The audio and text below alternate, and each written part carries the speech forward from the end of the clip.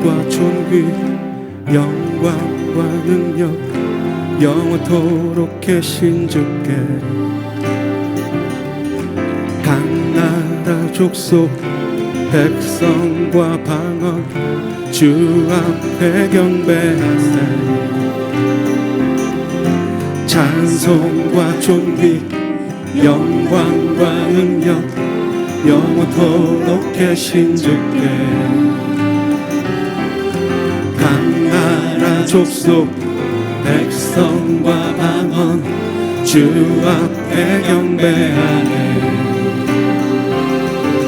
하늘과 땅 모든 만물 주를 찬송하고 보좌 앞에 두 손 들고 선포해 주님 영광 받으소서 주의 나라 영원하리라 영원하신 주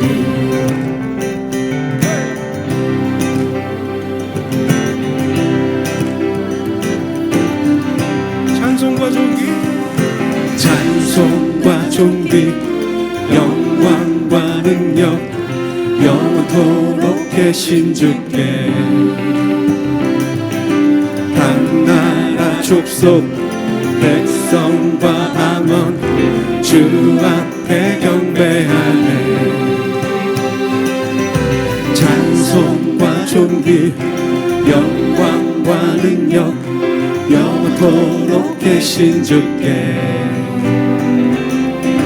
각 나라 족속 백성과 방언 주 앞에 경배하네 하늘과 땅 모든 만물 주를 찬송하고 보좌 앞에 두 손 들고 선포해 주님 영광 받으소서 주의 나라 영원하리라 하늘과 땅 모든 만물 주를 찬송하고 보좌 앞에 두 손 들고 선포해 주님 영광 받으소서 주의 나라 영원하리라 영원하신 주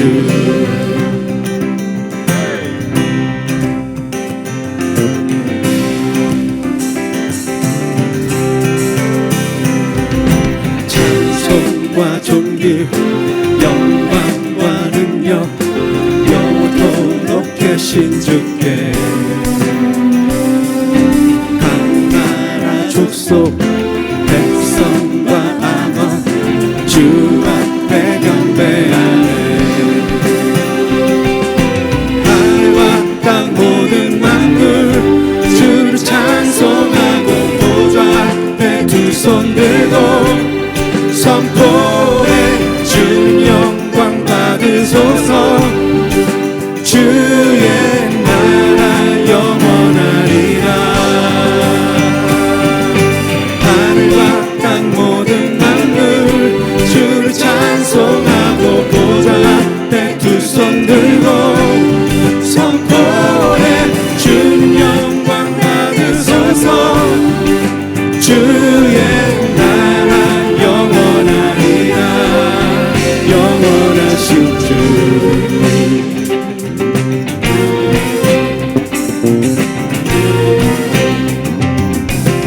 큰 소리로 선포합니다. 열방의 주의 나라 임하네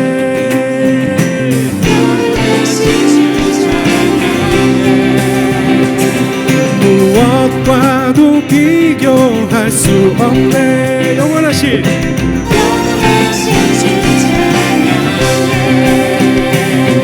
열방의 주의 나라 임하네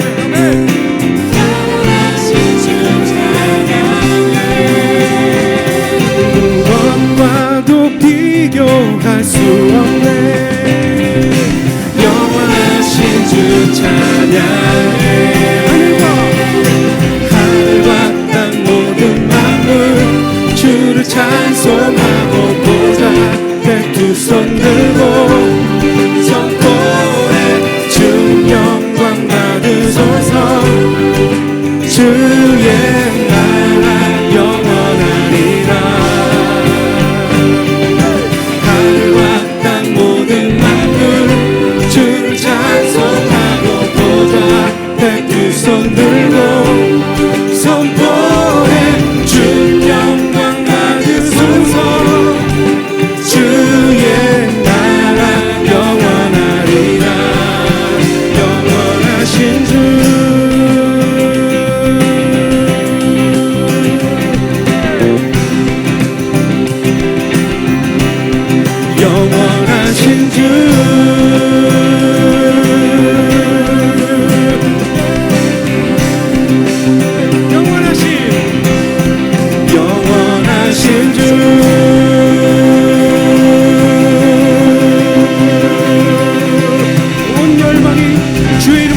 기뻐할지어다. 영원하신 주님 찬양합니다.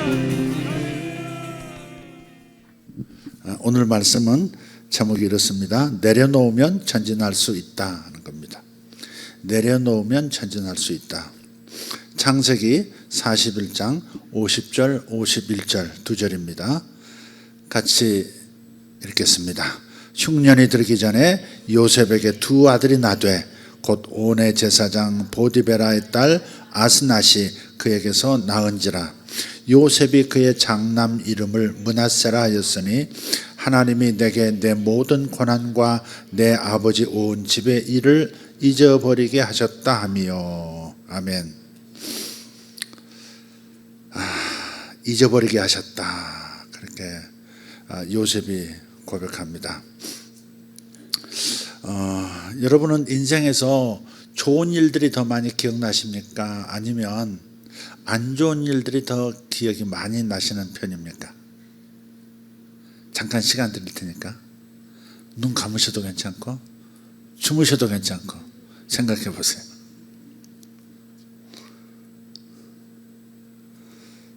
좋은 일이 더 기억이 잘 되세요? 아니면 어려웠던 일, 고난이라든지 고통스러운 것이 더 기억이 잘 나십니까? 요셉이 내 모든 고난 그랬어요. 내 모든 고난. 그러니까 20년간 노예 생활했죠. 감옥 생활까지 했죠. 친어머니 없는 어린 시절이 있었죠. 또 다른 어머니들 밑에서 형제들의 질투와 미움과 학대를 받았죠. 그들의 학대가 이어져서 아주 흉악한 노예 생활, 모함, 감옥 생활까지 이 모든 일들을 다 잊어버리게 하셨다는 거예요. 근데 내 모든 고난과 내 아버지 온 집 일을 그랬어요. 고난하고 분리해서 표현합니다. 내 아버지 온 집 일. 좋은 기억들이죠, 대부분.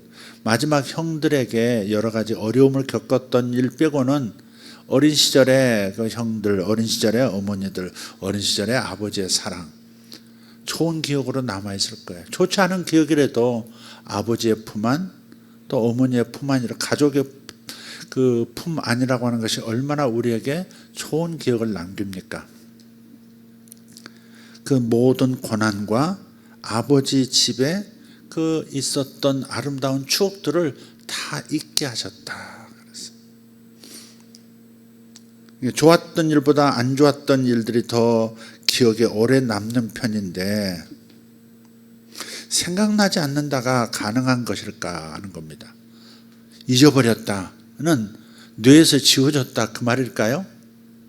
생각이 안 난다 그 말일까요? 다 잊어버렸다. 또 다 잊어버렸다도 아니에요. 여기서 잊게 하셨다 그랬어요. 그러니까 여기서 잊게 하셨다는 말은 결국은 내려놓게 하신 거예요. 기억은 생생하지만 좋은 기억, 나쁜 기억, 아쉬움과 그 고통스러운 기억들이 생각이 나고 아직도 감정을 불러일으키지만 하나님께서 내려놓게 하셨다. 마음에서 내려놓았다. 그 말이 이 말씀을 더 제대로 이해한 것이라고 믿습니다. 내려놓게 하셨어요. 홀로 있을 때는 살아온 가족들, 부모 형제가 전부지만 새 가정을 이루면, 그래서 아내가 생기고 자식들이 생기고 그러면 옛 가족은 내려놓게 되죠. 아내 때문에 살고 자식들 때문에 살게 되는 겁니다. 혼자일 때는 잃어버린 그 옛 것을 찾으려고 애썼지만 새 가족이 생기니까 그 마음속에 있던 그 애증의 감정들, 그 옛 가족은 절로 떠나가는 것이에요. 그러니까 자신이 애써서 노력해서 고통스러운 기억을 지워냈다가 아니라 하나님께서 잊혀지도록, 다른 말로 덜 중요한 것이 되도록 만들어주신 거예요. 이것도 은혜라고 믿습니다. 이것 때문에 고통스러워요. 너무 힘들어요. 그 문제는 생각하면 이 상황만 생각하면 너무 무겁습니다. 그런데 그 무겁게 여겨지고 놓을 수도 없고 안 놓을 수도 없는 그 애증의 그 어려움들이, 그런 것들이 잊혀지게 된다면, 덜 중요하게 된다면 이것 또한 은혜가 아니겠는가. 그래서 그런 말을 하게 되죠. 이 또한 지나가리라를 말할 수 있는 사람이 되는 거예요. 그래, 이 또한 지나가리라. 다 지나가는 것이지. 저희 아내가 저희 아내 결혼하고 나니까 엄마 아빠보다는, 친정보다는 지금 곁에 있는 남편과 자식이 더 중요하게 되더라. 여기 계시는 결혼하신 여성분들 안 그렇습니까? 엄마 아빠가 소중하죠. 죽을 때까지 엄마 생각나고, 죽을 때까지 엄마의 음식 솜씨가 생각나고, 그 음식을 먹고 싶기도 하고, 늙어서 다 죽어가는 입장인데도 어머니의 그 음식 솜씨, 어머니의 따스한 품, 어머니의 손길은 잊혀지지 않죠. 그런데도 새 가정을 이루게 되면 다 덜 중요한 것이 되는 거예요. 아버지보다 남편이, 엄마보다 자식이 더 중요한 인지상정이죠. 그렇죠? 정말 이 또한 지나가리라가 되는 겁니다. 그러니까 요셉도 아내를 얻고 자식을 얻으면서부터 옛 고난과 마음속 원한을 이제 다 내려놓게 되는 것을 처음 하는 겁니다. 그래서 내가 애써 잊어버리려고 해도 잊혀지지 않았던 고통스러운 기억들, 찾으려고 애쓰고 애썼던 모든 그 노력들, 집착들이 저 뒤로 물러간 것처럼 느껴지는, 그래서 아픔의 무게, 괴로움의 무게가 없어진 상태. 그냥 하나님이 하신 거죠. 어떤 방식으로? 새 가족을 주심으로, 내리사랑이라고 새 가족을 주심으로 아버지를 못 만나고 가족을 못 만나는 아픔을 저 뒤로 좀 밀어놓을 수 있는 여유가 생긴 거죠.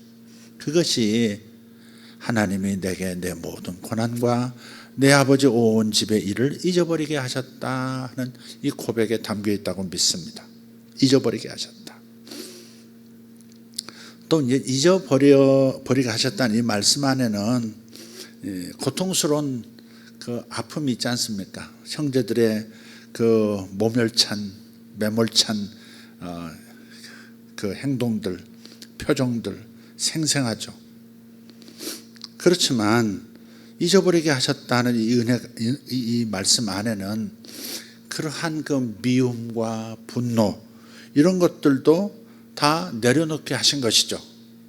지나고 나니까, 그렇지, 내가 형들을 건드렸지, 이런 생각하면서, 어찌 저들만의 잘못이겠는가 하는 생각도 들어오면서 내려놓을 수 있는 그 미움도 분노도 내려놓을 수 있는 상태가 되는 거예요. 그런데 간혹 가다가 아직 우리가 미성숙해서 그런지 하나님께서 이미 용서하신 것을 알면도 불구하고 아직도 잊지 못하는 사람들도 있어요. 다른 사람이 자신에게 했던 그 일들을 잊지 못하는 사람들, 심지어 가족 안에서도 있어요. 끝까지 그것을 내려놓지 못하는 딸들의 하소연도 있어요. 엄마는 오빠만 예뻐했다, 뭐 이런 것들 있잖아요. 엄마는 언니를 더 중요하게 생각하고 나를 언니하고 항상 비교해서 내 마음을 후배 팠었어. 엄마 그거 모를 거야, 뭐 이런 거 있잖아요. 의외로 많더라고요. 또 나를 이용하고 배신한 사람에 대한 기억, 모욕을 준 사람에 대한 기억, 억울하게 한 사람, 반대로 자신이 다른 사람들에게 했던 일들을 또 잊지 못하는 사람들도 있어요. 마치 살에 박힌 빼내기 어려운 작은 가시처럼, 그렇게 내가 그때 왜 그렇게 했을까? 다른 사람에게 왜 그렇게 행동했을까? 왜 그렇게 아프게 했을까? 그래서 자신을 용서하지 못하는 그러한 그 아픔 속에 있는 분들도 있어요. 어떤 책을 읽다 보니까 이런 얘기가 있더라고요. 그 어머니가 아들을 너무 좀 심하게 길렀어요. 어렸을 때. 심지어 12살에 교회 가가지고 세례받겠다고 하는 그 아들을 왜 교회 가서 쓸데없는 짓 하느냐고 때려서 그리고 위협하고, 결국은 그 아들이 삐뚤어져서 상습 마약 사범이 되고, 결혼은 했는데 이혼하고 감옥에 가버린 아들, 그 아들을 둔 어머니가 이렇게 말하는 거예요. 나중에 어머니가 하나님을 알게 됐어요. 근데 자기 자신을 도저히 용서 못 받을 것 같은 거예요. 그래서 하나님이 저를 용서하실 수 있을까요? 라고 탄식하는 그런 이야기를 읽은 기억이 있습니다. 이런 그 자기가 받은 상처, 또 다른 사람에게 상처를 주고 그 상처가 못내 잊혀지지 않아서 자책감과 죄책감을 느끼는 그런 아픔들, 그런 것들은 마치 떼어내고 싶은데 떼어내지지 않는 그 무엇과 같아요. 옛날에 페르시아에서 이 살인자들에게 간 형벌이 하나 있는데, 그게 뭐냐면 시신, 이미 죽은 시체하고 같이 먹는 거예요. 등지기하고 묻기도 하고요. 심하면 얼굴과 얼굴, 시신 그 시체와 얼굴과 얼굴을 온몸을 마주보게 하고 묶어요. 근데 시체는 썩으면서 독이 나오거든요. 시독이라 그래요. 냄새도 냄새고, 그 얼마나 그 흉악한 상황입니까? 죽은 시신하고 같이 묶어서 시체가 썩어갈 때 같이 죽도록, 시체에서 나오는 독에 의해서 죽어가도록, 죽어가면서도 그 무서운 그 공포를 느끼면서 죽도록 하는 험악한 그런 이 형벌이 있었단 말이에요. 이 사형 방식을 로마가 개정했거든요. 로마 시대에도 그 페르시아의 이 전통 사형 방식을 가져와서 로마 시대 때도 이것을 실행을 했었어요. 십자가만 있었던 게 아니에요. 사도 바울이 로마서 7장 24절에서 자기가 선을 행하고 싶은데 선을 행하지 못하게 하는, 도리어 악을 행하는 자신의 그 옛 육신, 플래시라고 하는 그 육신이 너무너무 징글징글하게 들러붙어 있는 거예요. 아무리 회개도 안 되고 금식도 안 되고, 금식하고 나면 좀 뭔가 영적으로 좀 밝아지는 것 같은데 다시 그게 돌아와서 자기의 그 치명적인 약점처럼 들러붙어서 떨어져 나가요. 자기의 일부인 것처럼 붙어 있는 그 상태를 향해서 이 사망의 몸에서 누가 나를 건져내줄 수 있겠는가 그랬단 말이에요. 죄라고 하는 것이 이렇게 지독하게 나에게 시체와 한 대 묶인 사형수처럼 들러붙어서 안 떨어져, 누가 떼어내주지 않으면 그냥 같이 죄와 함께 죄가 되어서 죽어가는 이 어마어마한 고통스러운 상태를 사도 바울은 그 사형법을 빌어다가 표현한 거거든요. 누가 이 사망의 몸, 이 시체에게서 나를 좀 떼어내줄고, 이 죽음과도 같은, 이 지독한 죽음과도 같은 냄새나는 이 죄에서 누가 나를 좀 떼내줄고, 그런 거죠. 가끔은 내 자신이 그럴 때가 있고, 내 사랑하는 사람들이 어떤 중독이라든지 어떤 그 죄에서 벗어나지 못하는 상황을 볼 때 아마 사도 바울 같은 탄식의 기도가 나오지 않을까 싶어요. 누가 이 사망의 몸에서 나를 떼어내줄고, 누가 이 사망의 몸에서 이 시체에게서 내 자식을 떼어내줄고, 뭐 이런 거죠.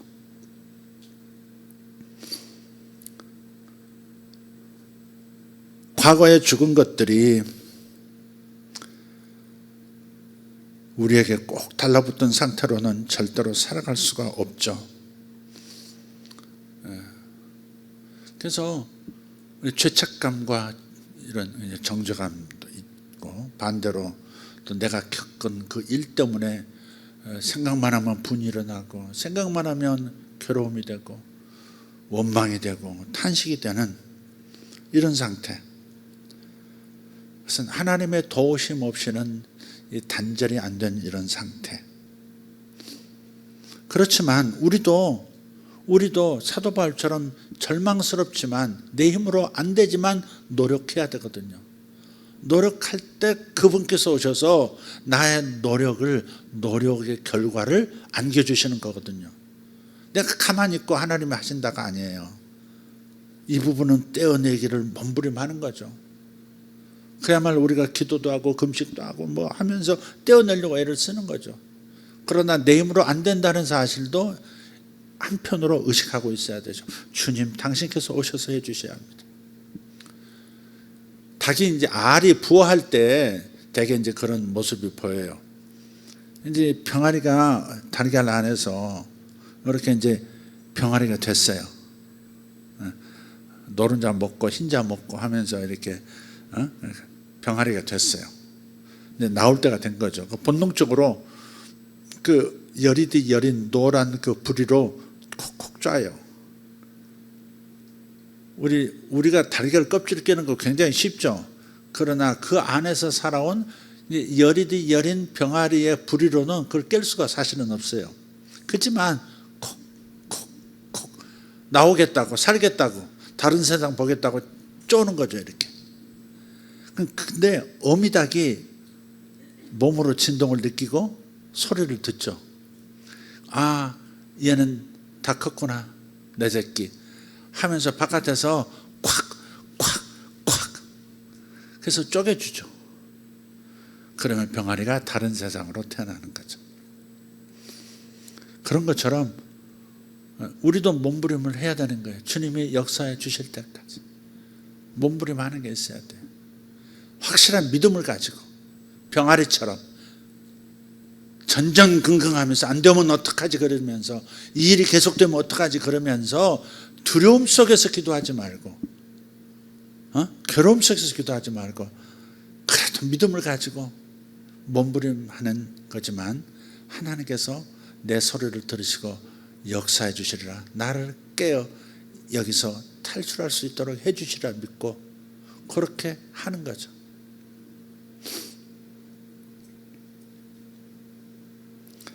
어쨌든 그것들을 등에 지거나 마음속에 두지 말기를 바라요. 미움, 원망, 특히 분노 마음속에 두지 마세요. 하나님은 새 일을 행하심으로 내려놓게 하세요. 새 일을 행하심으로 내려놓게 하세요. 어떤 방식으로? 새로운 일을 새 가족을 주심으로써 옛 가족과의 얽힌 애증들을 다 내려놓을 수 있도록 덜 중요한 것이 되도록 내 마음의 괴로움과 큰 무게로 누르는 그런 일이 되지 않도록 만들어 주시듯이 하나님께서 새 일을 행하심으로 나를 자유케 해주실 줄 믿습니다. 예. 참 제 마음에 저는 아들이 둘이잖아요. 아들만 둘이기 때문에 두 아들 나올 때는요 성경이 또 달리 이렇게 다른 강도로 다가와요. 두 아들이 나올 때, 두 딸 나올 때는 별로 감동이 없는데 두 아들 나올 때는 신기하게 그 말씀이 굉장히 아주 보배로운 빛을 발하는 말씀으로 이렇게 느껴져요. 흉년이 들기 전에 요셉에게 두 아들이 태어났다는 거예요. 흉년이 오기 전에 두 아들이 태어났대요. 그러니까 7년 풍년, 7년 흉년이잖아요. 근데 흉년이 오기 전이라면 풍년 기간 동안에 두 아들이 태어난 거예요. 도토리가 유난히 많이 생산되는 해에는 멧돼지라든지 다람쥐라든지 이런 생명체들이 굉장히 또 번성을 하거든요. 그런 것처럼 마치 이런 거죠. 나라로 말하면 대운이 임하는 거죠. 대운. 큰 운이 임하는 거죠. 개개인의 운이 아니라 나라 단위로 임하는 대운. 그러니까 하나님의 거대한 운총이 임한 거죠. 7년 풍년이라 내리 풍년이 계속 이어진다고 하는 것은 보통 일이 아니잖아요. 그러니까 세상 말로는 대운이 임했다 그러는 거예요. 그 대운의 때에 자기 아들을 둘을 얻은 거예요. 그러니 요셉의 마음에 얼마나 마음에 기름짐이 임했을까. 큰 아들을 얻고 둘째 아들을 얻고 그 풍년의 때 자신이 자신의 그 인생의 그 모든 고난도 다 지나가고 다 잊어버릴 만큼 어마어마한 축복과 그런 세상의 명예와 위상이 주어졌을 때 가정을 이루고 아들도 둘을 얻었다 이 말이죠. 그야말로 요셉에게 소원이 임한 거고 나라의 대응. 그러니까 이게 서로 상호작용하는 무언가가 있다고 생각해요. 그래서 흉년이 들기 전에 요셉에게 두 아들이 태어났다. 그러면서 저도 이제 두 아들이 태어난 이 모든 것들을 생각해 보면서 그렇지. 아이들이 이제 많이 자랐지만 다 자랐지만 어쨌든 세상에 큰 흉년이 오고 있는데 이 흉년이 들기 전에 이 아이들이 흉년을 맛보지 않고 어린 시절을 보내서 너무 감사하고 저들도 장성해서 이 세상에 임한 큰 난이 임할 때 거대한 대공황 수준의 일이 일어나더라도 저들은 자신의 삶을 방어할 수 있는 힘도 갖추면서 지금 성장하고 있는 중이니까 그 정도 좀 감사하고 이 말씀이 유난히 그렇게 오늘은 들려졌습니다. 여러분 요셉의 아내 이름 아시는 분? 한 번도 생각 안 해봤죠? 이삭의 아내 이름은 아시죠? 레이첼. 아브라함의 아내 이름은 세라. 또 근데 요셉의 와이프 이름은 이삭의 아내가 레이첼 맞죠? 리브가. 야곱의 아내는 라헬, 레아 또 두 분 더 있고. 자 여기 나와 있죠. 보디베라의 딸 아스낫 그랬어요. 이건 애굽식 이름이죠. 애굽 여인이에요. 애굽 여인. 아스낫. 여러분 뭐 이렇게 영감이 오시면 회사 한번 차리시고 아스낫이라는 이름을 써도 멋있겠습니다. 아스낫. 주식회사 아스낫. 아스낫이 누군가 되게 궁금할 거야. 챗GPT한테 물어보겠지. 요셉의 애굽 아내 이름이라고 나올 거예요. 아스낫. 뜻이 뭔지 제가 찾아보진 않았습니다. 아스낫입니다. 하나님께서는 나쁜 기억만 내려놓게 하시는 분이 아니세요. 좋은 것도 내려놓게 하시고요. 승리한 일도 너무 지나치게 품고 살지 않도록 내려놓게 하세요. 덜 중요한 것처럼 여기도록 만들어줘. 그래야 돼요. 과유불급이라 계속 차고 넘치면요 다른 걸 채울 수가 없잖아요. 그죠? 차고 넘치는 뭘 부어주겠어요?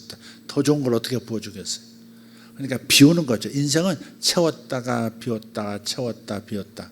달도 찼다가 보름달이 됐다가 다음에 또 기울죠. 금음달로 갔다가 다시 상현달부터 보름달 됐다가 달이 차고 기운다 그러죠. 세상 모든 게 밝았다가 어두웠다가 높았다가 낮아졌다가 모든 것들이 하나님의 섭리의 이 만물의 섭리 속에 있는 어떤 대원칙 같은 게 있는 거죠. 뭔가 찼으면 기울고 뭔가 채워졌었으면 그걸로 성장한 다음에 다시 비우고 다시 그 다음 또 에너지를 또 차지하고 그렇게 가는 거죠. 그러니까 좋은 것도 내려놓게 하시고 좋은 기억들도 좀 덜 중요한 것처럼. 그래서 가끔 여러분은 내가 왜 이거는 걸 기억 못하지? 그럴 수 있지만 그러나 그런 것들을 이렇게 하나님께서 비우게 하시는 건지도 몰라요. 뭔가 마음에도 좀 비워져 있어야 새로운 것들, 특별히 하늘의 것들이 채워지거든요. 너무 땅의 것이 가득하면 새 것을 담지를 못해요. 그래서 사도 바울이 빌립보서 3장 13절에 형제들아 같이 나는 아직 내가 잡은 줄로 여기지 아니하고 오직 한 일, 즉 뒤에 있는 것은 잊어버리고 앞에 있는 것을 잡으려고 달려가노라 그랬어요. 뒤에 있는 것은 잊어버린다. 내가 여기까지 올 때에 내가 이룬 일들, 업적들, 존경들, 박수들 이건 잊어버린다 이거죠. 비운다 이거죠. 왜? 앞에 있는 것을 잡으려고, 앞에 있는 것으로 하나님이 새롭게 주시는 기름 부음을 받으려고. 그래서 여러분의 인생도 비워졌다, 채워졌다, 여러분 스스로 못 비우면 하나님께서 어떨 때 어떤 상황을 통해서 비우게 하세요.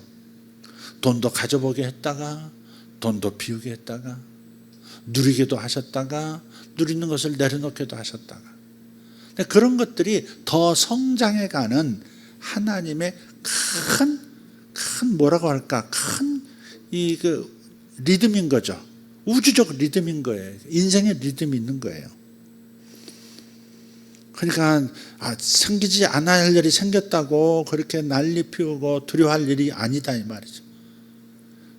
전도서에서 솔로몬이 지혜 사람 아닙니까? 인생을 쭉 살펴보고 생물학에 대가요, 뭐 천체 물리학도 하고 뭐 동물학도 식물학까지 섭렵한 그 솔로몬이 그 모든 우주적 리듬을 보면서 하나님의 그 피조물에게 허락하신 이 채웠다 비웠다는 이것을 놓고 뭐라고 표현해요? 아닐 때가 있으며 아는 것을 내려놓을 때가 있고, 집을 때가 있으며 집은 것을 내려놓을 때가 있으며, 그렇게 표현하잖아요. 먹을 때가 있으며 또 배설할 때가 있고, 마실 때가 있으며 내뱉을 때가 있고. 그런 생각들을 좀 가지고 좀 자신을 좀 더 이렇게 내려놓고 비우는 일에 조금 더 진지해졌으면, 조금 더 집착을 내려놓는 거죠. 그게 내가 얻은 것을 어떻게 이걸 놓쳐, 그러지 말고. 그런 것일수록 강제로 놓게 하시거든요. 하나님 뜻이 있는 사람은 강제로 내려놓게 하세요. 또 그러니까 이렇게 내려놓을 때, 내려놓게 되어질 때 상실한 것을 두려워하거나 비워진 것을 두려워할 필요가 없다는 거죠.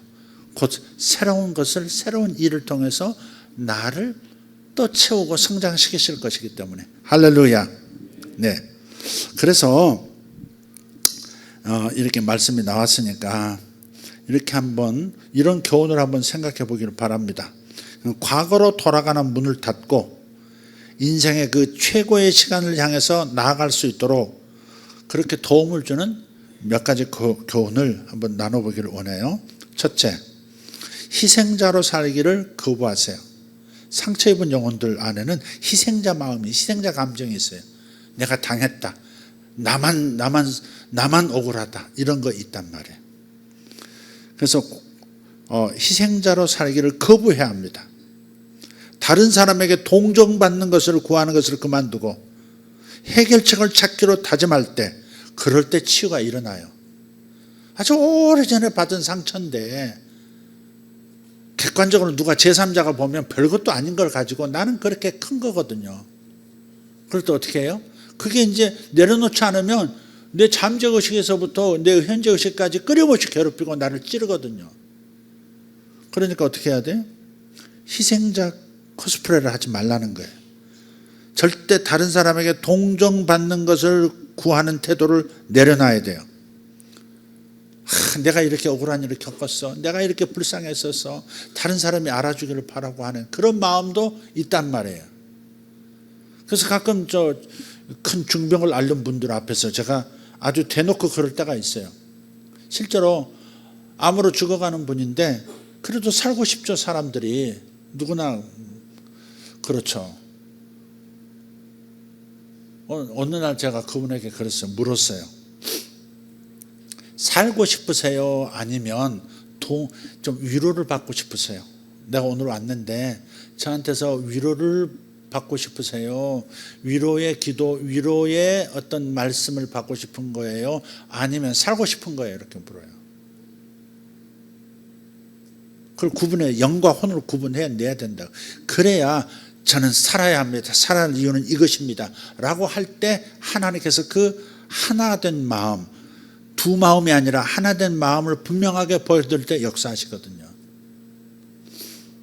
근데 그것을 섞고 둘 다를 붙들고 있으면 동정받고 싶은 거, 주변 사람들이 막 자신을 위해주고 안타까이 여겨주고 막 그래서 기도해주고 그래서 막 눈물 흘려주고 그걸 또 이렇게 흡족하게 그걸 에너지로 받아들이는 사람도 있단 말이에요. 이 두 마음에 살고 싶다 아니면 위로받고 싶다, 이 둘이 붙어 있으면 안 되거든요. 그래서 질문하는 거예요. 살고 싶으세요? 위로받고 싶으세요? 이걸 내려놓으면 기도해줘요. 이걸 내려놓으면 살려달라고 하나님 앞에 기도하는 거죠. 역사해달라고. 희생자로 살기를 거부해야 합니다. 두 번째는 그 문제를 그 하나에 국한시켜야 돼요. 그때 일어났던 일은 그 하나에 끝내야 돼요. 그 사람과 나 사이에 일어났던 일은 그 사람 하나로 끝내야 된다 이 말이죠. 그걸 끌고 와서 모든 사람에게 오버랩 시키는 사람들도 있어요. 모든 사람이 다 똑같지 않거든요. 근데 한두 사람이 나에게 했던 일이 평생 나의 인간관계 전반에 미치는 것을, 영향 끼치는 것을 막으셔야 합니다. 어떤 분이 교회를 떠나면서 이런 말을 한 적이 있어요. 목사님이 저 중학교 때 수학선생님 닮았어요. 수학선생님하고 뭐가 안 좋았나 봐요. 목사님이 수학선생님 닮았대, 중학교 때 수학선생님. 그래서 교회를 나간대. 미치고 팔짝 뛸 일이지.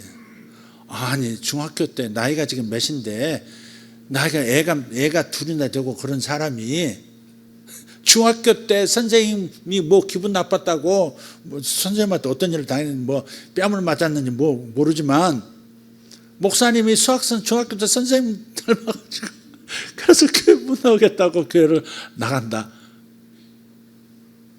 여러분 어떻게 생각하세요? 여러분 중학교 시절에 선생님들도 훑고 계시는 건 아니죠 지금? 그러니까 문제를 그 하나에 국한시켜서 다 끝내려고 해야 되지 그 상처를 가지고 살면서 계속 인간관계 속에서 대입시키면 안 된다. 근데 여기에 모르게 자기 작동을 한다니까요 그게. 그래서 우리 교회는 아주 좋은 선생님들과 좋은 관계를 맺은 분들만 우리 교회에 남아있다는 사실을 제가 깨닫습니다. 여러분들은 좋은 밤을 가지셨습니다. 별 상처를 다 주는 사람들 있어요. 어디 중학교 때 일을 가지고 와서 나하고 아무 상관도 없는 걸 연결시켜. 자, 세 번째, 완전한 사랑이 상처를 치유하도록 해야 합니다. 근데 그 완전한 사랑이라는 건 하나님의 사랑 외에는 없잖아요. 그죠? 모든 두려움을 떨쳐버리게 할 수 있는 완벽한 사랑은 하나님 사랑뿐입니다. 요한일서 4장 18절에 사랑 안에 두려움이 없고 온전한 사랑이 두려움을 내쫓나니 그랬어요. 사랑 안에 두려움이 없고 온전한 사랑이 두려움을 내쫓나니. 두려우면 형벌이 있습니다. 두려워하는 자는 사랑 안에서 온전히 이루지 못하였느니라. 마음에 무슨 두려움이 있으면 하나님의 사랑을 온전히 체험하지 못한 거예요. 그 두려움을 내쫓을 수 있는 방법은 내가 몸부림한다고 되는 게 아니에요. 하나님의 사랑을 경험하는 거예요. 내가 하나님의 사랑을 경험하면 모든 어두운 것들을 내쫓을 수 있습니다. 아닌가요? 하나님의 사랑을 경험하면 모든 어두운 것들을 내쫓을 수 있습니다. 마음에서 내쫓을 수 있어요. 마음에서 어두움을 내쫓지 못하고 어두움에 붙잡혀 있는 사람은 그 사람은 하나님의 사랑을 제대로 체험 못한 거예요. 그게 원인이에요. 다른 게 아니에요. 다른 데서 찾지 마세요. 하나님의 사랑을 온전히 경험하셔야 돼요. 하나님의 사랑을 보여달라고 하세요. 하나님의 사랑을 보여달라고 하세요. 하나님의 사랑을 느끼게 해달라고 하세요. 한번 기도하고 멈추지 말고 생사가 거기 달린 것처럼 하나님의 사랑을 경험하게 해달라고 하세요. 그러면 그 하나님의 사랑을 경험하면 모든 것이 떠나가는 그 경험을 하게 돼요. 마지막, 앞으로 전진할 수 있도록 도움을 주는 교훈 네 번째, 하나님과의 관계를 사람과의 관계로 더 발전시켜야 돼요. 그러니까 하나님과 사랑의 관계를 누리는 것으로 멈추지 말고 하나님의 사랑과 하나님의 그 포용하심이라고 하는 그 처방을 통해서 치유받은 다음에 그에 힘입어서 다른 사람들이 완전해지도록 돕는 사람이 되라는 거예요. 사랑받아본 사람이 사랑할 수 있습니다. 사랑받지 못한 사람은 절대 다른 사람을 사랑하기가 어려워요. 이처럼 사랑을 다른 사람에게 나눠줄 때 이미 받은 치유를 또 유지할 수도 있어요. 한번 치유로 끝나지 않아요. 양파 껍질 같아요. 그래서 그 안에 또 나오고 또 나오는 것처럼 느껴져요. 이거 녹슨 바늘 있잖아요. 그걸 양파 푹 한번 쑤시고 나오잖아요. 작은 구멍에 불과해요. 녹물이 묻어 있죠. 그럼 요거 떼내기 위해서 한꺼풀 벗겨요. 한꺼풀 벗겼는데 또 있어요. 또 벗겨요. 또 벗겨요. 그러듯이 치유가 지속돼야 되거든요. 지속되려면 하나님께 받은 사랑의 어떤 그 기름 부음을 자꾸 나눠야 돼요. 나누면 내가 치유받은 것들이 계속 유지가 돼요. 그리고 온전해지는 거죠. 자, 다시 본문에 나오는 이야기로 돌아가서 마치도록 하겠습니다. 요셉의 첫째 아들 이름이 뭐였죠? 므낫세. 이게 나오죠? 므낫세. 장남의 이름을 므낫세라 하였다. 장남의 이름의 뜻이 뭐였어요? 다 잊었다. 다 내려놨다. 이제는 다 잊었다라고 하지 말고 좀 더 명확한 의미, 다 내려놨다. 근데 그 내려놓게 하신 분이 누구시다? 하나님이 내려놓게 하시더라. 어떤 방식으로 내려놓게 하시더라?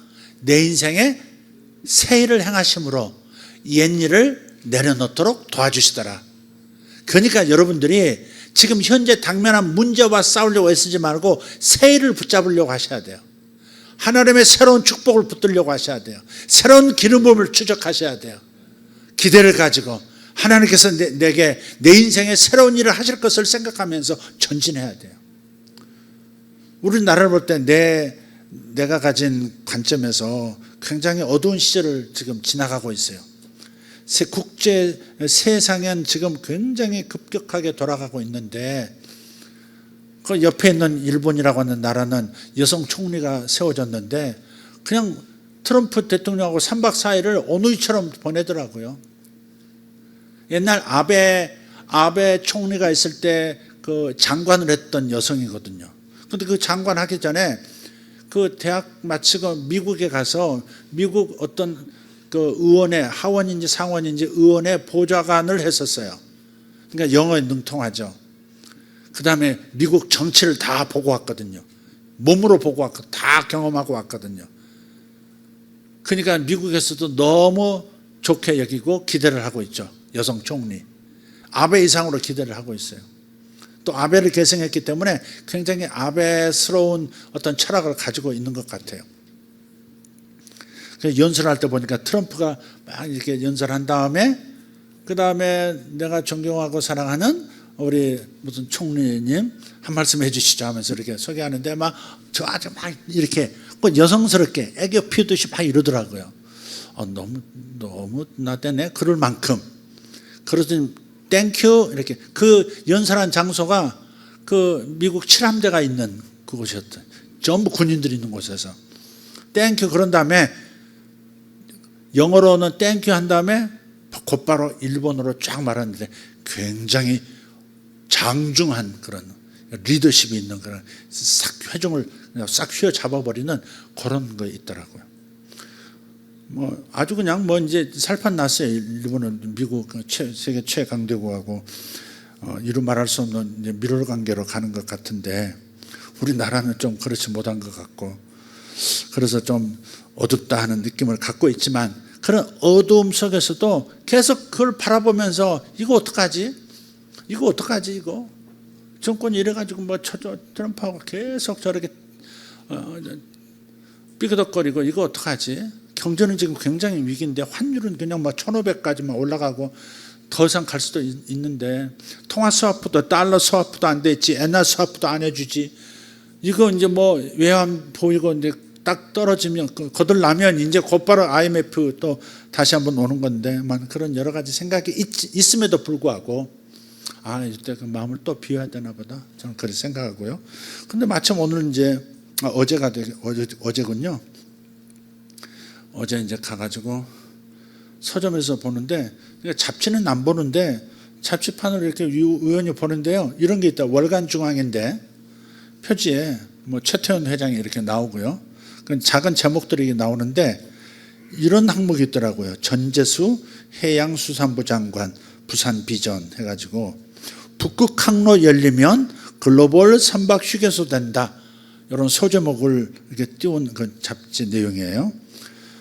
그래서 지금 우리가 얼마 전에 북극 항로가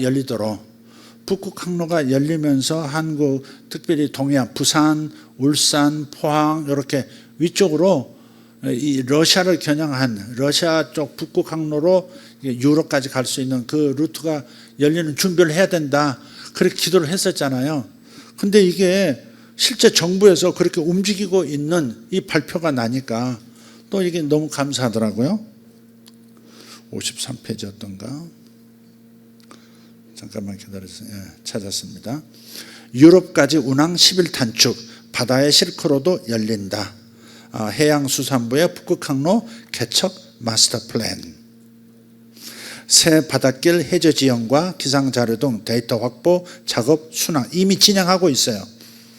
국내 어촌 연안 경제 활성화와 수산 해양 산업 혁신에도 만전 이러면서 2030년께 열릴 뉴 실크로드 이렇게 됐어요. 그러니까 2030년을 겨냥하고 그때쯤이면 미국, 러시아, 대한민국 이렇게 이 세 나라가 합종 연응을 해서 북극 항로를 통해서 모든 물질, 미국에 있는 남아메리카, 북아메리카 물자를 부산 쪽으로 들어와서 혹은 포항이나 울산 쪽 통해서 이제 유럽까지 보내는 거죠. 육로로 이제 보내는 거죠.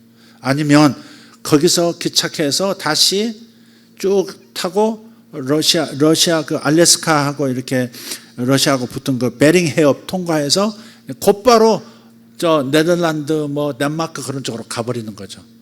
그러면 굉장히 짧은 거리고 방해될 것이 없죠. 요 아래쪽에는 해적도 많고 뭐 중국이 뭐 시비 걸고 말라카 해협에서 그렇게 하고 있고 난리죠.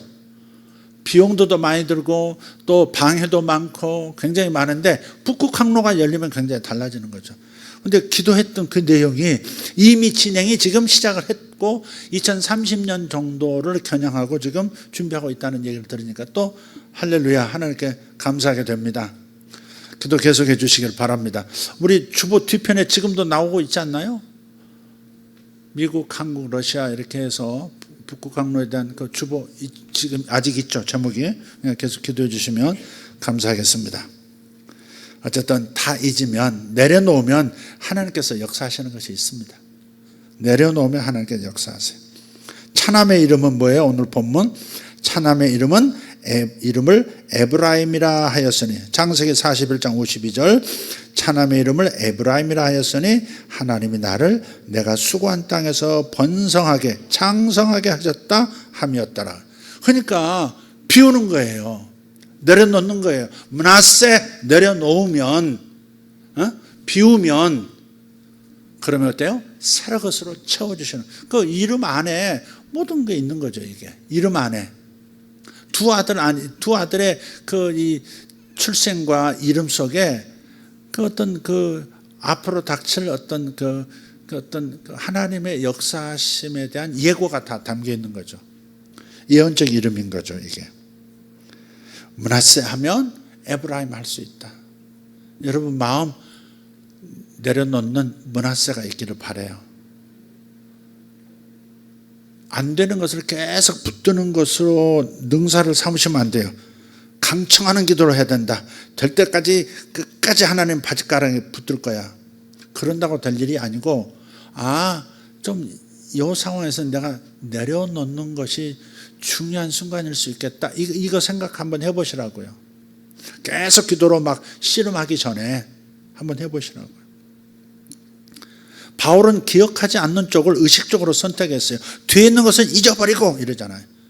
난 뒤에 있는 것은 잊어버리고 뒤에서 잘난 것 잊어버리고 뒤에서 잘된 거 잊어버리고 다 내가 고생했던 것도 잊어버리고 앞을 바라보겠다는 거죠.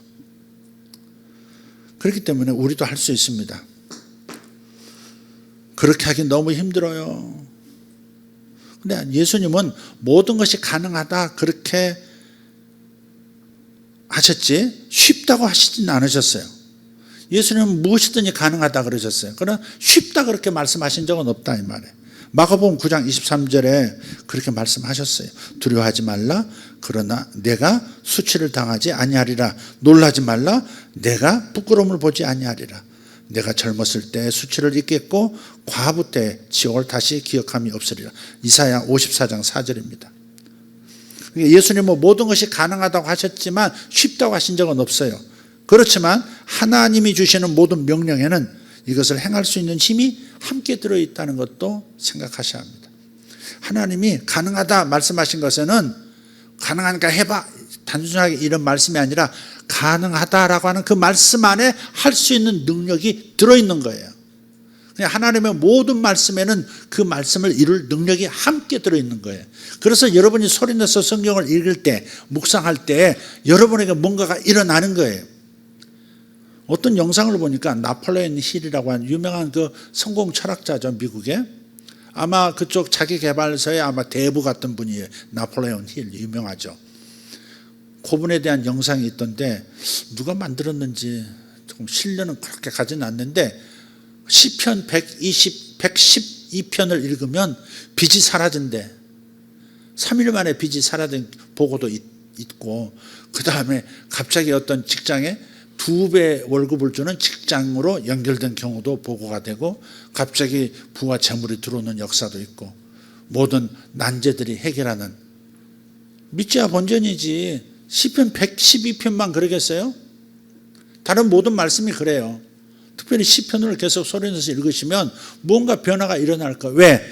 주님께서 하신 말씀 안에는 그 말씀을 이룰 능력이 그 말씀 안에 있기 때문에 그렇다 이 말이에요. 슬픔을 이겨라. 그런 슬픔을 이겨라는 건 슬픔을 이겨내 이렇게만 말씀 명령하신 게 아니라 그 명령 안에 그 명령을 성취시킬 능력이 함께 있다 이 말이죠. 그 믿음을 가지고 성경을 읽으셔야 하는 거예요. 그냥 읽지 말고 믿음을 화합시켜야 되는데 무슨 믿음이냐? 그렇게 명령하심 안에는 범사에 감사하라는 명령 안에는 범사에 감사할 수 있게 하는 능력이 들어있는 거예요. 주님 무작정 할 수 없는 것을 하라고 하시는 분이 아니에요. 할 수 있게 하는 능력을 그 명령 안에 담아주셨다. 이걸 꼭 기억하자 이 말이에요. 아멘. 그렇습니다. 제가 어떤 올해 8월 달에 어떤 한 교회에서 중동으로 나가는 젊은 선교사들 영적 사역 훈련을 시켰다고 그랬죠. 거기서 한 자매에게 너는 아비가일이다 이렇게 예언했다고 지난번에 얘기했던 것 같아요. 지난 예배 시간에. 그 얘기 중에 좀 재밌는 게 좀 있어서 조금 더 한번 얘기해 볼게요. 근데 예언은 이런 거였어요. 어떤 한 자매에게. 그 학생들은 내가 다 기도를 해주거든요. 근데 그 자매한테는 내가 그렇게 너는 내 이름은 아비가일이다. 내 첫 번째 남편은 나발 같은 남자였다. 나발 뜻이 뭔지 아시죠? Fool, F-O-L, 어리석은 자, 밥통. 근데 그렇게 네 첫 번째 남편은 밥통이었다. 그러나 두 번째 만나는 남편은 나이 같은 남편이 될 것이다. 그렇게 예언했단 말이에요. 근데 그분이 울더라고, 그 자매가. 나중에 이제 물어보니까 아기가 하나 있대. 돌싱이야. 근데 그 일본 사람 같이 눈을 땡그랗게 커가지고, 그러니까 뭐 그렇게 좀 앳돼 보이는 그런 얼굴이에요. 근데요, 그걸 올 8월 달에 했잖아요. 지난 10월, 나 이게 찾아보니까 10월 20일이더라고요. 10월 20일 오후 6시예요. 제가 하나밖에 없어가지고 이걸 하나 더 맞췄어요. 양복점에. 이렇게 똑같이 해달라고. 그래서 옷을 찾으러 월요일 날, 그날이 6월 20일이 월요일인데, 10월 20일이 월요일인데, 갔는데요. 문이 닫힌 거예요. 월요일 날 쉬더라고요. 몰랐죠. 그래서 그 양복점 간판에 쓰인 번호 있잖아요. 개인 번호로 010 이렇게 누르는데 떠르릉 하면서 전화를 받아요. 양복점 주인이 여자분이시거든요. 근데 목소리가 다른 거예요. 여보세요? 누구세요? 그러다가 이광선 목사님 아니세요? 이러는 거예요. 아니 양복점 사장이 내 이름까지 내가 목사인 것도 알고 근데 그 말한 적이 없는데 깜짝 놀랐죠. 저 아비가일이에요 그러더라고. 저 그게 이제 신기해요. 그게 이게 도대체 이게 뭔지 아주 우리 아내하고도 얘기했는데 뭔가 이렇게 내가 실수를 했겠지 뭐 그렇게 생각할 수도 있는데 그 학생들을 한 번도 내가 전화번호에 입력한 적도 없고 그 자매를 나 보니까 그 자매와 통화한 것은 그날이 처음인 거예요. 1, 2 이렇게 붙잖아요 번호가. 그러니까 분명히 그 양복점을 눌렀는데 그 자매가 받았다고요. 그러니까 이건 하나님의 간섭이든지 내가 초능력자든지 뭐 그런 거지 지금.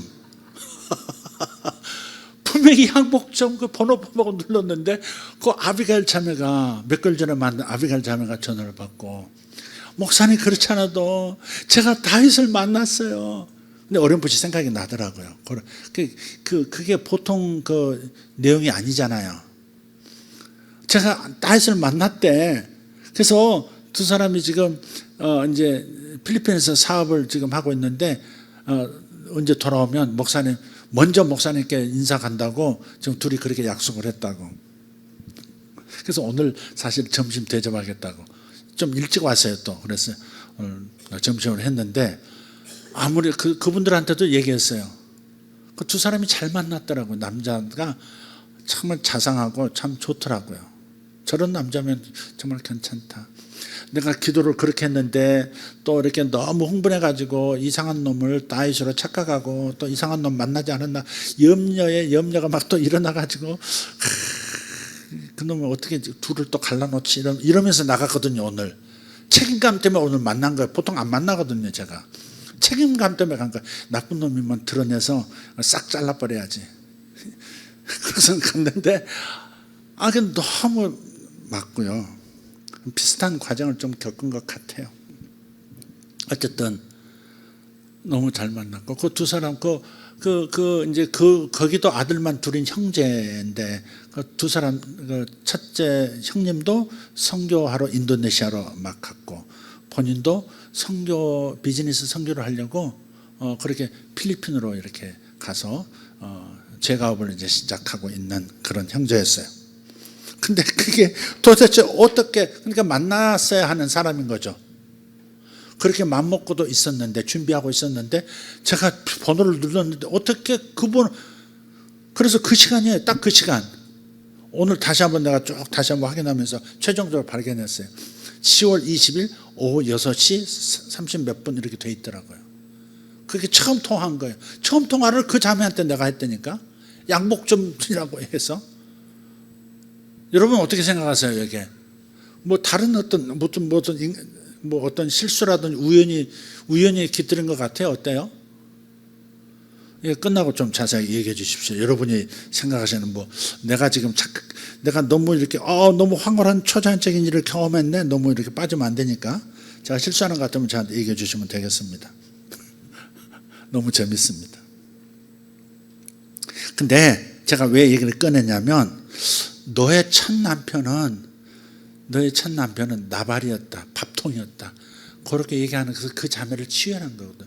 오늘 그 점심 먹으면서 얘기를 해주더라고요. 그러니까 이 얘기 한다고 했으니까 괜찮을 거예요. 여러분 너무 남의 얘기를 저를 자세히 얘기해도 되나? 다 얘기한 겁니다. 그러니까 남의 비밀 들춰내는 것도 아니고 아무것도 아닙니다. 두 사람 왜 행복해하기 때문에 지금 그 자매는 어떤 종류의 상처가 생겼겠죠. 그래서 다시 나는 결혼 생활은 안 한다. 그러고 있던 참이었던 거예요. 근데 제가 기도할 때 네 첫 번째 남편은 밥통이야. 그 말은 잊어버려도 돼. 괜찮아. 그 말인 거죠. 그 말. 하나님께서 그래서 그렇게 말씀하게 하신 거죠. 그거 네가 마음에 염두에 두고 품고 가고 평생 트라우마로 가지고 갈 필요도 없어. 그건 밥통이야. 근데 그걸로 끝나지 않고 에브라임이야 라고 말하는 것처럼 에브라임을 주시듯이 다윗이다 두 번째는 그런 거죠. 오늘 얘기하다가 잘난 척을 좀 써가는 것 같길래 자기를 다윗이라 생각한단 말이지 그 남자 형제한테 우스갯소리를 했었습니다. 어쨌든 즐거운 시간이었습니다. 그러니까 첫 번째 그 상처의 마음을 므낫세 이게 내려놓으니까 그녀의 인생에 마음을 단순하게 비우니까 나쁜 상처를 버리니까 이제 세일을 담아줄 수가 있고 연결될 수가 있었던 거죠. 세일이 여기 저도 아비가일 축복을 주세요. 그런 분들 한번 손 한번 살짝 발만 들어 발만. 네. 믿음으로 받으면 다음 차례는 나야 그럴 수도 있습니다. 또 계속해서 또 아비가일이라고 이름하는 우리 교인들이 많이 나타나고 그러면 또 안 됩니다. 자, 요셉의 고백에서 우리는 두 가지 배우면서 끝을 맺습니다. 첫째, 내가 어떻게 과거를 잊을 수 있는지, 내려놓을 수 있는지에 대해서 배우십시오. 오늘 말씀을 다시 한번 이렇게 들어보면서 한번 내려놓는 방법을 한번 배우세요. 자연스럽게 비우는 그런 시간이 있을 겁니다. 과거에 받았던 주님의 약속이 이루어지지 않을 때도 있어요. 과거에 내가 이런 예언을 받았어요. 이런 꿈, 예언적인 꿈을 꿨어요. 이런 환상을 봤어요. 하나님께 직접 음성을 들었어요. 그런데 그 일이 안 이루어지고 있어요. 그런 경우도 있어요.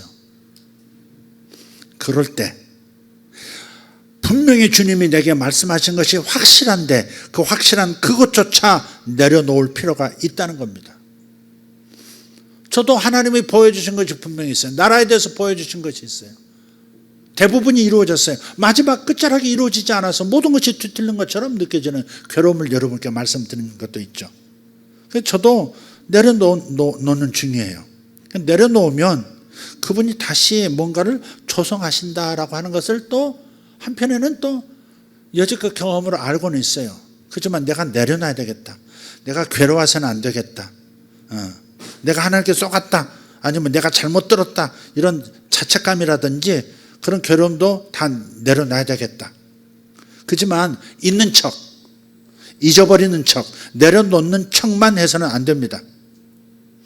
그분이 뭔가 다른 생각이 있으시겠지라고 생각하면서 그분의 시간, 그분의 방법에 완전히 맡기시고 잊으시기를 바라요. 그러면 다른 새 것부터 담을 수 있습니다.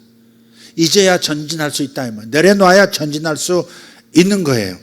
내려놓지 않고 집착하면 정작 배울 것을 못 배웁니다.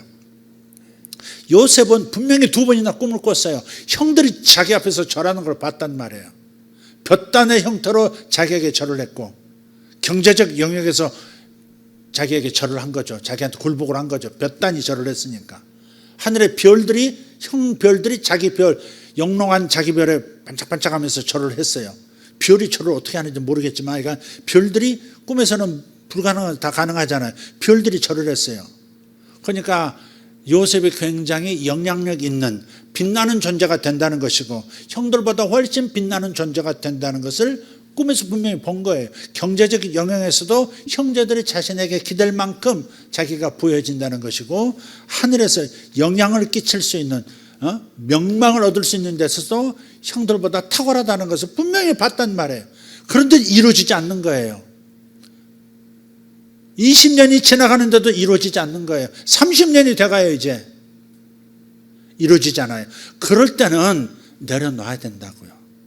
하나님께서 내게 보여주신 것이 틀린 것이든 하나님의 약속을 어긴 것이든 아니면 자신이 잘못 본 것이든 자신이 잘못 착각한 것이든 간에 이루어지지 않고 있으면 확실한 그것이 이루어지지 않고 있으면 내려놓고 지금 당장 배울 것들을 배워나가야 된다 이 말이죠.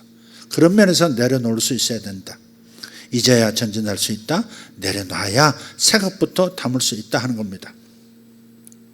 그래서 요셉은 자신의 그 반복된 꿈마저 내려놨을 때 왜 성취되지 않고 있는가 하는 이 의문조차 내려놨을 때 그때 자신의 인생에서 하나님께서 옛날의 그 꿈을 다른 내가 생각했던 방식과는 다른 방식으로 결국은 이루시더라 하는 것을 경험하게 되죠.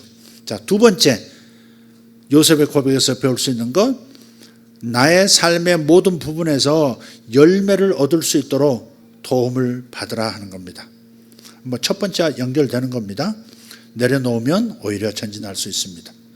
므낫세 내려놓으면 에브라임 창성하게 됩니다. 아멘. 자, 여러분 제가 오늘 또 너무 잔잔하게 말을 해가지고 은혜가 됐는지 모르겠습니다. 은혜가 되셨으면 아멘. 됐다고 해주는 거지. 물을 때는 뭐 이유가 있는 겁니다. 은혜가 되십니까? 오늘 설교는 좀 곰곰이 여러분 적용해서 곱씹어 봤으면 좋겠다 싶습니다. 다시 영상에 올라오면 한번 들어보시면서 기도하시면 많은 치유도 일어날 것 같습니다. 네. 기도하겠습니다. 하나님께서 여기까지 이루셨는데 이제 북극 항로를 준비하고 있다 하는 것을 지금 현 정부 안에서 지금 시작하고 있고, 이미 저 러시아 쪽에도 무슨 뭔가를 이렇게 꽂기 시작한 것 같아요. 그 항구도 개발을 해야 되거든요. 항구를 러시아 쪽에 협의해서 러시아의 기착 항구, 유럽 쪽으로 가는 그 항구를 우리가 좀 개발을 해야 돼요. 우리가 쇄빙선이 우리나라가 잘 만드니까 쇄빙선 만들어서 이 얕은 얼음도 다 깨고요, 쭉 열고 항구로 들어가서 거기서 또 중간에 물건 풀고 칠 거 실어서 유럽으로 또 가는 거죠. 전혀 새로운 패러다임의 경제 루트가, 그야말로 뉴 실크로드가 열리는 겁니다. 중국이 그렇게 남쪽으로 열려고 했는 해양 일대일로를 열려고 애를 썼던 거, 그거 안 되고 결국은 안 되고, 지금 이번에 그 말레이시아의 트럼프 대통령이 아시아 순방 첫 번째 나라였죠. 거기서 굉장히 환대를 받더라고요. 말레이시아가 중국이 말레이시아에 공을 많이 들였어요. 거기에 이제 거기에 저 중동에서 기름 실 거고 아주 좁은 해협이거든요.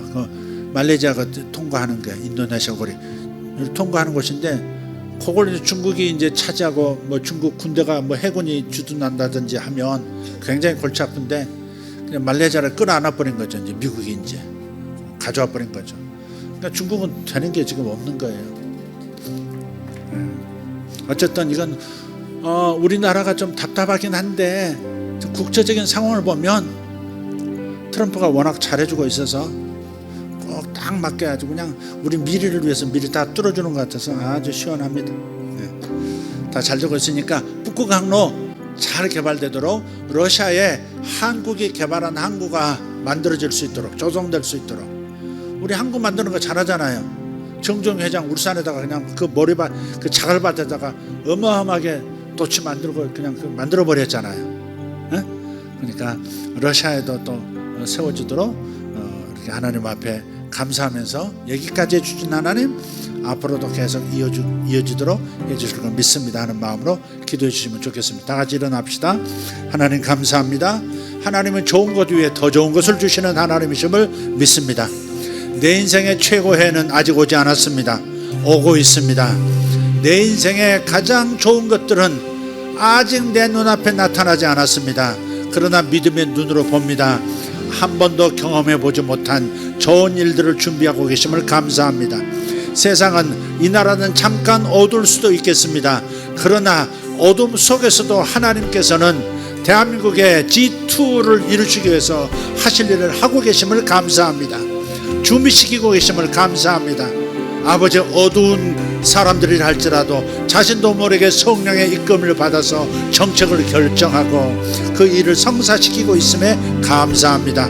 불평하지 말고, 탓하지 말고, 원망하지 말고, 왜 이래 하지 말고, 주님 미래를 바라보고 감사하면서 나가는 우리 모두가 되게 하여 주시옵소서.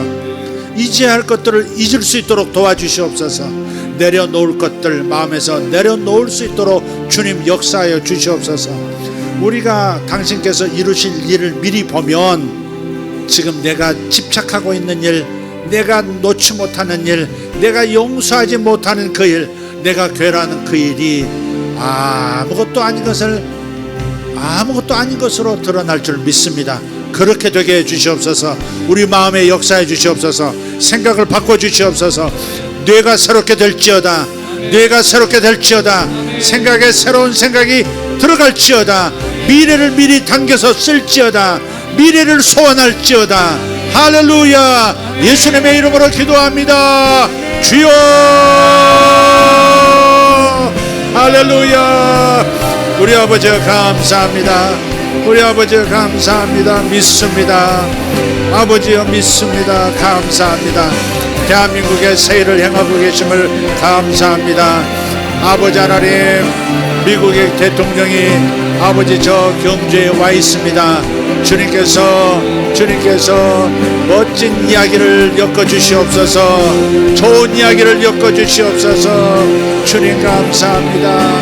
어려운 중에도 우리에게 길을 내주는 주님, 아버지 암담한 중에도 빛을 내려주시는 주님 감사합니다. 미래의 에너지가 지금 우리에게 다가와 있습니다. 미래의 에너지가 다가와 있습니다.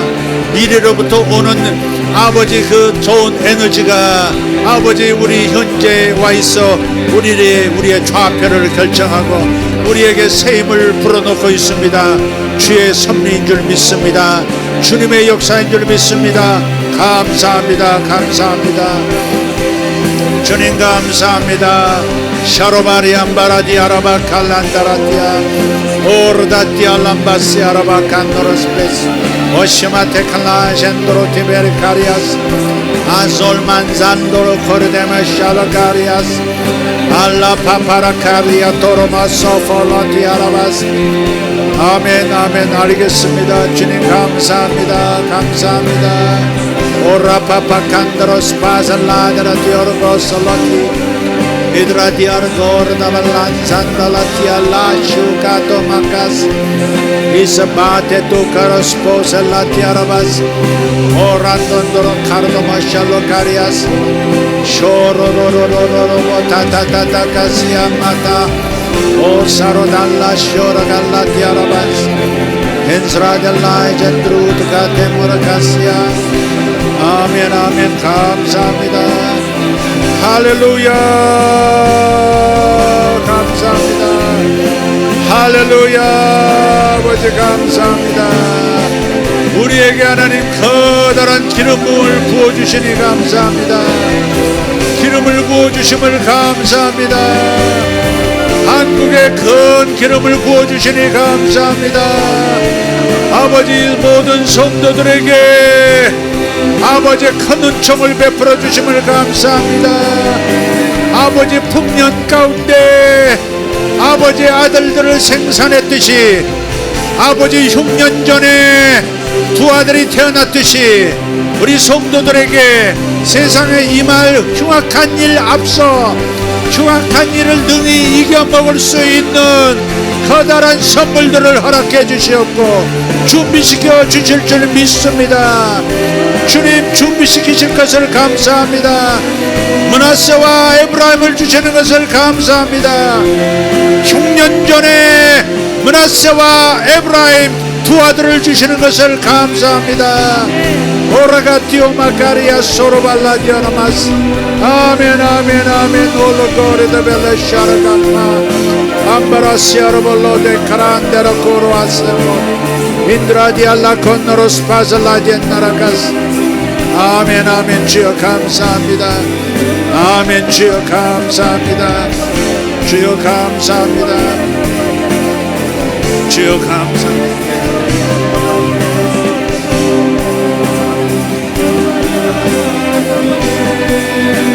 하나님께서 오늘 말씀을 들은 모든 분들에게 새해를 주신다 하십니다. 새해를 주실 것입니다. 놀라운 일을 주실 것입니다. 아멘. 할렐루야. 아멘. 말씀대로 역사하심을 감사합니다.